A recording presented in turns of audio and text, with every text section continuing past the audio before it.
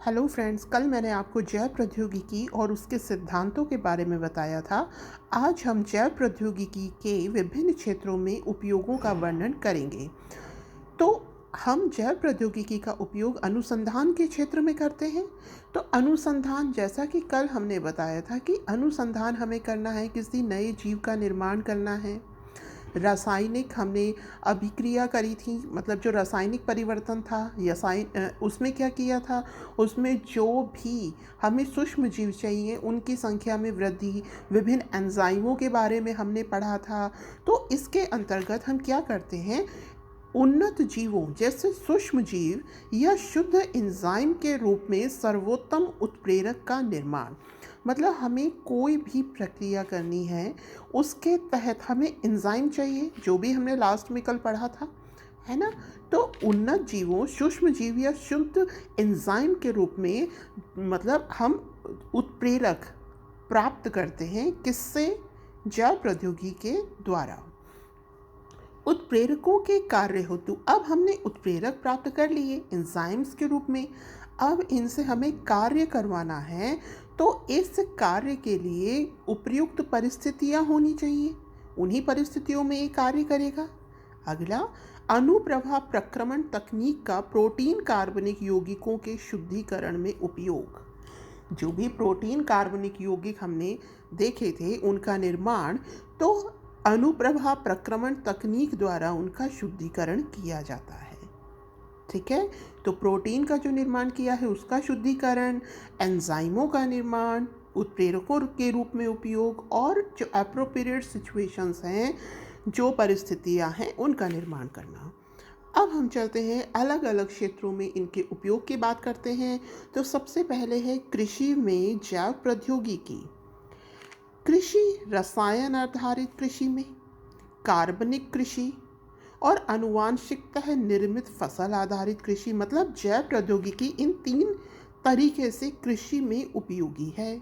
मतलब हम कृषि रसायन बना सकते हैं जैव प्रौद्योगिकी की मदद से, कार्बनिक कृषि कर सकते हैं, मतलब जो हम फर्टिलाइजर्स लेंगे वो कैसे होंगे, कार्बनिक होंगे। और हम क्या कर सकते हैं, जो हमने जीटी कॉटन, जीटी बैंगन हम जो पढ़ते हैं, यानी कि अनुवांशिकतः निर्मित, जेनेटिकली मॉडिफाइड फसल बना सकते हैं। मतलब डायरेक्टली हम ऐसी फसल बना दें जिससे इजीली खेती प्रोडक्शन ज़्यादा हो, आसानी से हो सके, उसमें कीटों का आक्रमण, कीटों का प्रभाव कम हो। तो हम जेनेटिकली मॉडिफाइड या अनुवांशिकतः निर्मित फसल का भी उत्पादन कर सकते हैं। तो तीन तरीके से कृषि, रसायन पर आधारित, कार्बनिक कृषि और जेनेटिकली मॉडिफाइड जो फसल है, इन तीन तरीके से कृषि में इसका उपयोग किया जाता है। अब हम देखते हैं, ये एक मेंस में क्वेश्चन बन सकता है कि अभी हाल ही में जो जीएम मॉडिफाइड कृषि की जा रही है उसके हानि और लाभ का वर्णन कीजिए। तो यहाँ पे मैंने कुछ पॉइंट्स डिस्क्राइब किए हैं, तो हम इसे देखते हैं। पहले है लाभ। तो देखिए, अजैव प्रतिबल, मतलब कि ठंड है, गर्मी है, बरसात है, सूखा है, इसके प्रति जो जेनेटिकली मॉडिफाइड जो फसल होती हैं वो सहिष्णु होती हैं। मतलब हर सिचुएशन में ये क्या करती हैं, सपोर्ट करती हैं। रासायनिक पीड़कनाशियों पर कम निर्भरता, मतलब हमें इस पर जो रासायनिक पीड़कनाशी उनका यूज़ कम करना पड़ता है। कटाई पश्चात होने वाला कम नुकसान, कटाई के पश्चात जो नुकसान होता है उसकी मात्रा कम हो जाती है इन फसलों का उपयोग करने से। पौधों द्वारा खनिज उपयोग क्षमता में वृद्धि, पौधे क्या करते हैं, ज़्यादा से ज़्यादा मिनरल्स का यूज़ करते हैं। खाद्य पदार्थों के पोषण स्तर में वृद्धि, खाद्य पदार्थों के पोषण स्तर में वृद्धि होती है। मतलब कुल मिलाकर जो लॉसेस हैं उनको कम किया जाता है, ईजिली पौधा बढ़ता है, उसको कम पेस्टिसाइड और इनकी यूरिया वगैरह की ज़रूरत पड़ती है, और पौधे मतलब अधिकतम खनिज उपयोग करते हैं, इनके पोषण स्तर में वृद्धि होती है, ज़्यादा से ज़्यादा पैदावार होती है। अब है इसके हानि, इसके लॉसेस क्या हैं? जीन प्रवाह की प्रक्रिया बाधित होती, एक तो नॉर्मल प्रोसीजर है जीन प्रवाह का, और हम उसे डिस्टर्ब कर रहे हैं, तो कहीं ना कहीं लॉस होगा। खेती की लागत बढ़ती है, ऑब्वियस है, कॉस्टली होगी। पर्यावरण के साथ किसानों और व्यापार को खतरे में डालती है, पर्यावरण तो खतरे में है ही, एक तो कुछ नेचुरल प्रोसेस हो रहा है और एक हम उसे जेनेटिकली मॉडिफाई कर रहे हैं, तो किसानों और जो व्यापार है उसको भी खतरे पे डालेगी। आनुवांशिक रूप से संशोधित फसलों को जैविक रूप से परिवर्तित करना मानव स्वास्थ्य के लिए खतरनाक है। और फिर सबसे बड़ी बात यह है कि अगर ये जेनेटिकली मॉडिफाइड फसलें जो मिलती है, ऐसा कहीं नहीं है कि ये मार्केट में सस्ती मिल रही हूँ आई थिंक, तो मुझे नहीं लगता जो उपभोक्ता है उनका तो लॉस है। इसका अत्यधिक उपयोग कीटों में भी इनके प्रति प्रतिरोध विकसित करता है। देखिए, जेनेटिकली मॉडिफाइड जो क्रॉप्स होती हैं, ये एक विशेष प्रकार का, जैसे कि बीटी, बैंगन, कॉटन, ये एक विशेष प्रकार का प्रोटीन बनाती हैं जिसे क्राई प्रोटीन कहते हैं। जब जो कीट हैं जब इन पर हमला करते हैं, तब ये जो क्राई प्रोटीन है ये इनके अंदर चला जाता है और जो इनकी श्वास नली है उन पर इफ़ेक्ट करता है। तो इससे क्या होगा, अगर हम इसका ज़्यादा उपयोग करेंगे तो जो कीट हैं उनमें भी इनके लिए रेजिस्टिविटी इम्प्रूव हो जाएगी, बढ़ जाएगी। अब हम ये देखते हैं कि इसमें क्या क्या अनुसंधान किए गए हैं, हम कहाँ इनका यूज़ कर रहे हैं। तो हम बीटी के बारे में जानते हैं। जो बीटी है ये एक तरीके से एक जीवाणु है। ये बीटी जीव विष कहलाता है। बीटी क्या होता है? जीव विष।